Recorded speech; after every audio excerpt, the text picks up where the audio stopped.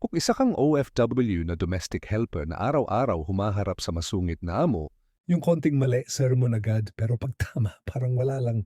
kabayan kung ikaw yan, hindi aksidente na napunta ka sa video na to. Para sa'yo to, sa iyong hindi katulong lang. Kundi taong may dignidad at pangarap. Kung pinapakinggan mo to, malamang isa ka sa domestic helper na araw-araw kinakausap ng masungit na amo. Yung tipong konting mali lang, Sermon agad. pero pag tama, tahimik lang. Pag may pagkukulang ka, agad napapansin, pero pag sobra pagod mo, Walang nakakakita. minsan naiisip mo, wala na ba talaga akong ginawang tama? Ganito na lang ba lagi buhay ko? Pakinggan mo to. Masungit man ang amo mo, hindi ibig sabihin na wala kang halaga. Minsan, dala lang ng problema nila. Stress o ugali na matagal ng ganyan. At ikaw lang ang napaglalabasan. Hindi ko sinasabi na tama sila.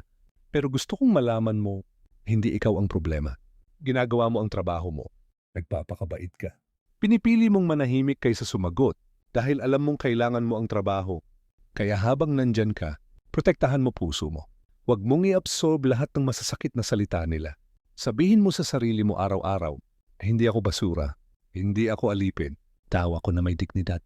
Kung kaya kausapin mo ng mahinahon ng amo mo, O yung taong pwede mong lapitan sa bahay na yan, at kung dumating sa puntong sobra na na nasasaktan ka na inaapi ka na.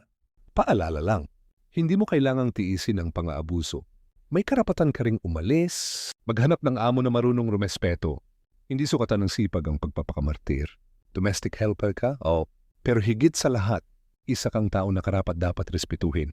Kaya kung may masungit kang amo, ipagdasal mo sila. Pero mas lalo mong ipagdasal ang sarili mo na manatili kang mabait, pero matatag at marunong pumili ng lugar na hindi ka binababa.